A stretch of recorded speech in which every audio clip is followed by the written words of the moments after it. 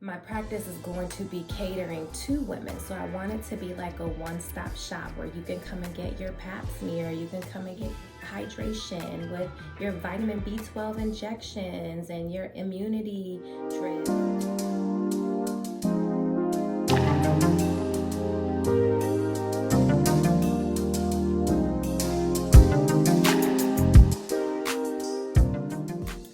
Hey YouTube, it's Miss Alamo RN back with another video. I am the owner of Fresh Skin Aesthetic Concierge Services LLC, and I wanted to just jump on here really quick and do a video on labor and delivery, my perspective. So if this is your first time to my channel, thank you so much for stopping by. And if this is not your first time and you've been with me since the beginning of my YouTube journey, thank you so much. I appreciate the support. I am a registered nurse. I have been an L&D labor and delivery nurse for about 12 and a half years now. And I recently opened up my own business that is Fresh Skin Aesthetic Concierge Services. So basically I do like Botox, dermal fillers, and a few other skincare things. I'm actually getting ready to add IV hydration therapy and vitamin therapy to my services that I offer.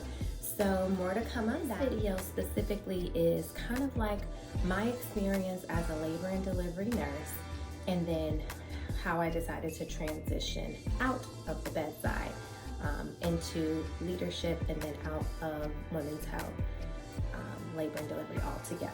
So for starters, let's go back to working my first L&D job, and I was right out of school, new grad labor and delivery nurse. I knew that this was what I wanted to do since I was probably, like 16. School offered a career development course, I think, for lack of a better word, where the whole entire class was like different tests that you took that based off the questions that you answered, it kind of led you down the direction as to what your interests were and what whatever the algorithm calculated that you would be successful at based off of your answers.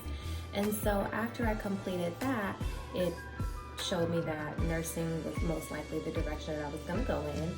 And then I ended up shadowing, actually, at one of the local hospitals, a midwife.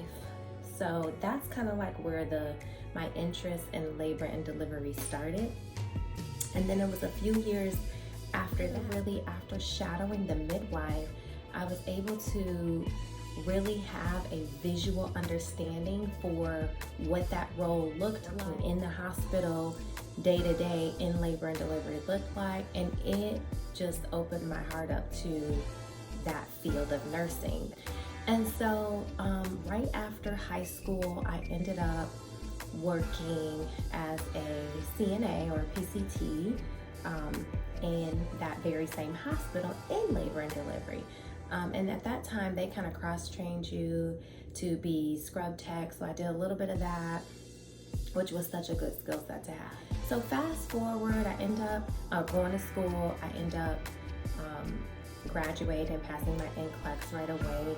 And then I applied for the very same hospital that my cousin, who was already a labor and delivery nurse, worked at. So I interviewed for that, which is my first job, and I got the job. I was so excited, you guys. Like, my heart was so full at the time because it just felt really good to be going into the field that, I was always just interested. It was such a desire of mine to be able to do that and to be that kind of nurse. And so, it felt so natural when I first started. Even my preceptor at the time was like, "You do not act like a new grad." She's like, "You seem like you've done this before, like you've been seasoned in this." And I was like, well, I was a CNA in labor and delivery, so I had the exposure as to what it already looked like. And even when I was working as a CNA, I paid attention. Like, I knew that was the direction that I was moving in, so I watched those nurses, what they said, what they did, and I absorbed everything and took all of that in. So when I started, that baseline foundation equipped me to be able to be confident in what it was that I was learning. So I was just blessed with great preceptors who really solidified my foundation as a labor and delivery nurse.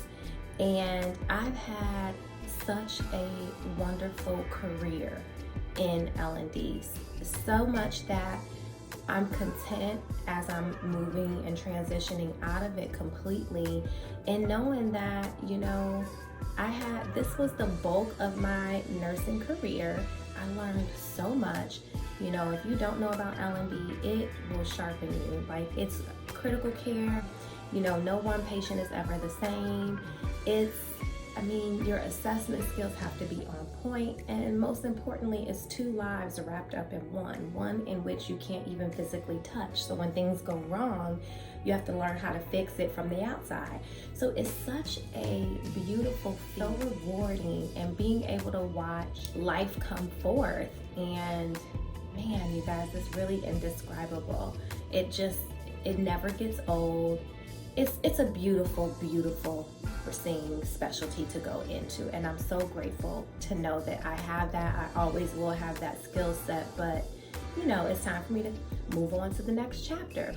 But anyway, I wanted to just, you know, talk about what it looked like for me. So after I ended up learning the fundamentals of labor and delivery, we ended up moving to Florida, and that's where I did a big bulk of my nursing years, was Florida, as well as being a travel nurse.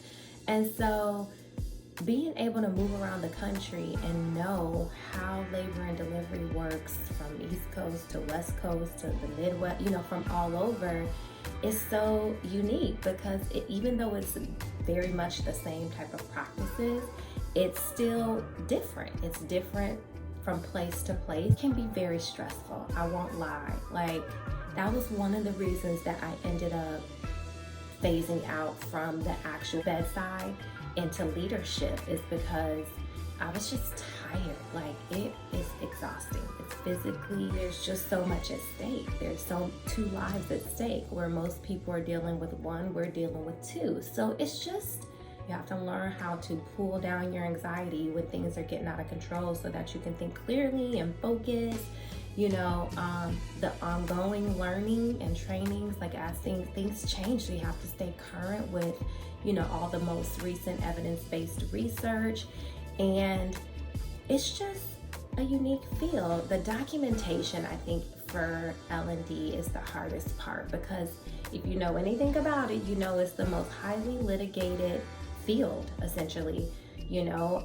So you have to make sure that your documentation skills are on point, that you are painting the picture as to what truly happened, and you know that you CYA or cover your, you know what. It can be intense. You're documenting on your fetal heart rate. It ranges from, it could be every hour, or an NST, like you just look at the tracing every shift, to you're pushing and you're on PIT, you're having D cells, and you're documenting, you know, every 5 minutes to 15 minutes. It's just a lot. It is a lot, I won't lie. And, you know, so a lot of mental, a lot of physical, from all the different specialties in nursing that we can think about. I feel like with L&D, when it's bad, it's bad. Like, overall, we get to have all of these happy moments and all of these wonderful experiences and joy. And, you know, they may have had a hard labor, you know, process, and then at the end, it all kind of goes away because the baby's born and everybody's so happy. It's just a great feeling. But when it is bad, it is bad.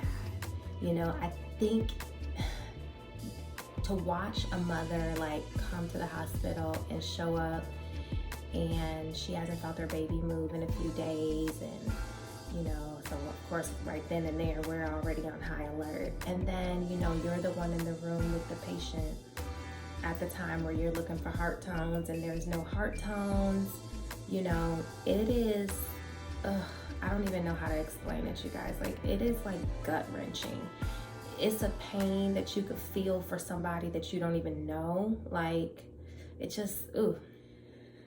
even if they knew, say for instance, they went to the hospital, went to an appointment and they diagnosed it in their visit and then sent them over, it's still like, it's awful. It's awful. I've had instances where I've had mommy's birth babies stillborn and they look so perfect. They look like nothing is wrong, like they're just sleeping.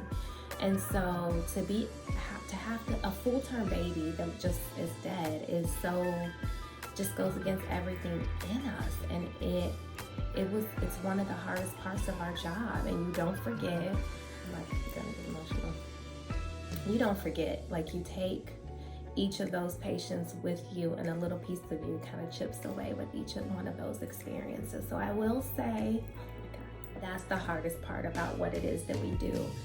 But the beauty in that is when you get a chance to have those bad stories, right? Those bad experiences, and that patient comes back and gets to walk out of the hospital with another baby, and you're there to be able to be the one to provide her the care. Oh my God, that's the best feeling ever. Those are the best ones. Because it's almost like also gets to see you in a different light, and then you guys get to share just the beauty of her being able to accomplish what they started out, what they set out to have, which is leave the hospital with a normal, healthy baby. Like, it is just, it gives me goosebumps just thinking about it. So I say all that to just let you know that if this is a field that you are looking to go into, it is such a beautiful one. It is so beautiful. Like, I never imagined myself doing anything outside of women's health because it's all I knew, number one, and it's very satisfying. However, it's exhausting. It is exhausting to know that little Billy's mom or little Billy's dad, something goes wrong in their birth experience. They have from 18 to 21 in some states, years that they could sue a team. You're relying on the team to make good choices, and so that we have positive outcomes. And sometimes the people that make the choices don't necessarily make the right choices or the best choices. So that's always hard too. And so the stress of knowing that it can be X amount of years and they can come back and sue and you're involved. That's why the documentation is so key, because you have to be able to paint that picture to go back and say, no, I know what was going on at that time, and to jar your memory. But, it's a beautiful field. For me personally, I'm in labor and delivery has passed and or is on the latter end of it. And I'm just so grateful for everything that I've learned from this career. What I'm doing now as far as with the aesthetics, it kind of ties into that same type of women's health, holistic wellness. It's just that beauty, medicine, it all ties in together. So I still feel like I'll be able to utilize the skills that I've acquired as, a women's health nurse in my skill set for my personal business. Because my focus ultimately when I get where I'm going and all of the things that I have in my vision are carried out, my practice is going to be catering to women. So I want it to be like a one-stop shop where you can come and get your pap smear, you can come and get, your well woman checkup, you can get your Botox, you can get your IV hydration with your vitamin B12 injections and your immunity drips and different types of drip and care products. I'm gonna do CBD-based products for the skin and different detoxes. Like, I am so excited about this. So like I said, I feel like my women's health background is kind of like a baseline for the vision of the type of company that I have in mind. So thank you so much for your time. I just really wanted to jump on here. Hope that maybe this will help somebody else decide if it's something that they truly want to get into or not. And if you guys have questions, like you want specific regarding labor and delivery nursing, let me know. Just ask your questions and then I'll formulate a video based off of that. I hope this helps, and don't forget to hit the like button. Don't forget to subscribe, and don't forget to hit the bell for notifications for when I post videos. And I think that's it, guys.